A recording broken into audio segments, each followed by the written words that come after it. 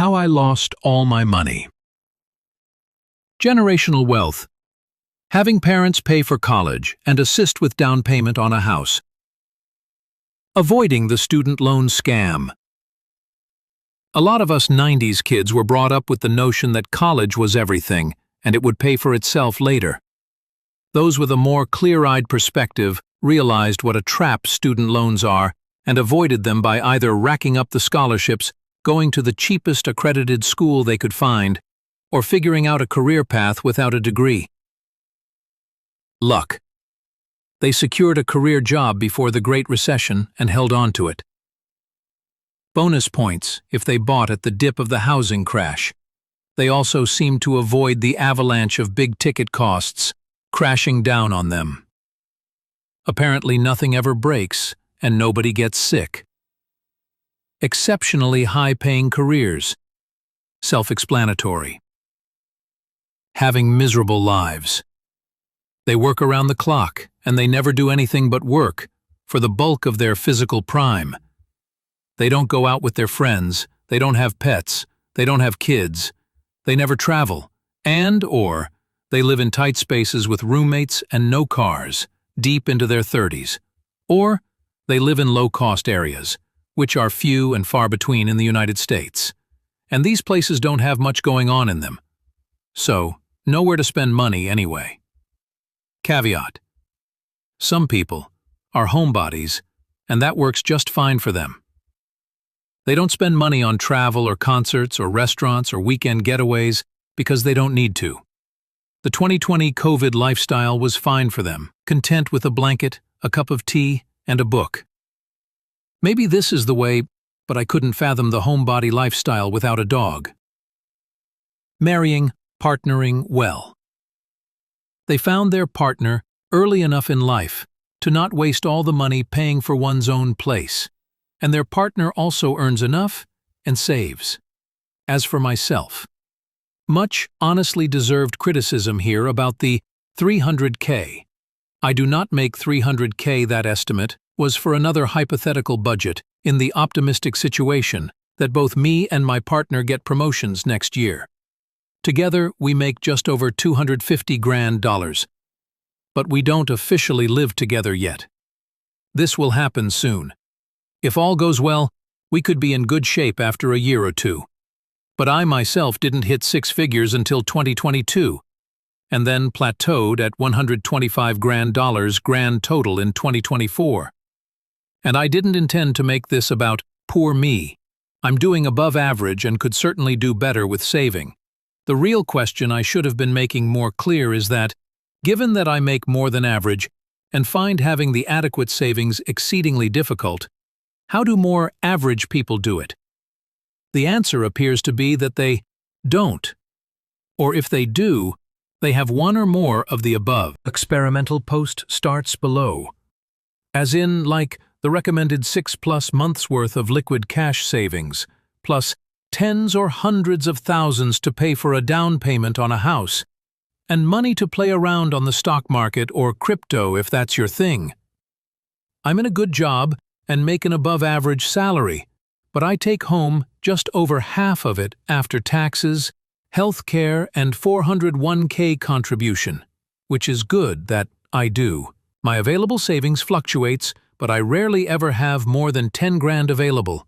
It all gets eaten up by mortgage and condo fees, dog and vet bills, used car payments, gas, utilities, groceries, random shit that needs fixing or replacing, medical deductibles, and God forbid I allow myself to go on a low-budget vacation once a year so I don't hate my life. I don't drink alcohol, and I don't go clothes shopping except for maybe 1 or 2 new outfits a year. Could I buy fewer avocados and never leave the house? It could make a difference of a few $100 every few months, but not the tens of thousands that I actually need. People will blame lifestyle creep, and I guess Gillia's charged that I figure at 36. I have earned a car and a condo, and not the life I had at 26, which was 6 roommates and a bike. I am 29, I have a decent job, but my husband lost his job. He has been actively searching, but the market is very bad. We were very desperate for money, and I came across a trading platform on Instagram which I thought would be legit. I know I'm stupid. Long story short, I lost 22K to it. All the money that we could afford, and some more. My husband has been very supportive, but I feel like shit. I can't sleep at nights and I'm getting really scary thoughts. The guilt is going to kill me, I feel. How do people ever get over money losses? Or do they ever? Any advice on what I can do? Edit. I really did not expect to get so many comments. Thank you to everyone who reached out with a kind word. Yes, I am planning to work weekends and nights and make back the money. I won't put any financial strain on my husband. And yes, I will seek out professional help, because I definitely need to come out of this for my husband's sake at least. Edit. I really did not expect to get so many comments. Thank you to everyone who reached out with a kind word. Yes, I am planning to work weekends and nights and make back the money. I won't put any financial strain on my husband, and yes, I will seek out professional help, because I definitely need to come out of this for my husband's sake at least. To people calling me stupid, y'all are right. I am stupid, and I should have never fallen for such a stupid scheme. I don't know what came over me. But I've learnt now. No more get-rich-quick kind of schemes or even trading or whatever. I'm trading for 11 months with pretty good success. I never traded metals and Forex before, just stocks. Today, when gold started to consolidate at the last hour, I decided to scalp short it with a large amount. So I opened 100 lots.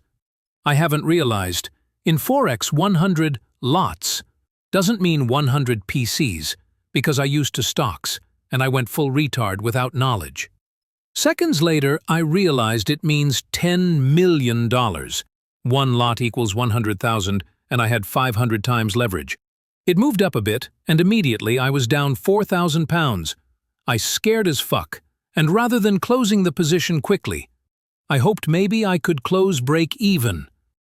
The market closed and I waited for the Asian session. The gold popped like never before, and I lost all my life savings, 55,000 pounds in less than 2 hours, including the 1-hour break between sessions. If I count that I lost all my earnings as well, I lost around 85,000 pounds. IC markets closed my position partially in every 1 to 2 minutes until I shut it myself at 35 pounds. You know the rest of the story. I'm depressed, crying and shouting with myself. Yes, I know I was stupid, thanks. I just wanted to share this with you. Edit. Wow! Thank you, guys! I haven't expected this, but you helped me. Many of you asked the same questions. I answer it here. I live in Europe, and we usually trade CFDs, not futures, currency in GBP. As you can see, this account made on IC markets. They not just allowing you a 500 times leverage, it's the default. You can ask me why I went against the market, because gold is way oversold, because I expected institutions would sell their shares before gold is hitting 2,000 pounds. Leaving retails hanging there. Also, as I said, I wanted to scalp, not riding the gold all the way down. If I had a loss of 100 pounds, I would close the position immediately, but when I saw the 4,000 pounds, my heart is stopped, and my brain just freezes. I went for a revenge trade with my last 2,000 pounds, and I don't have to say what happened. I uninstalled the app, and I give up trading for a while. Again, in the past months, I was cautious. I lost a significant sum in March, but I managed to recover. Made consistent gains, always with SL. This is just an example of how easy it is to fuck up everything you did.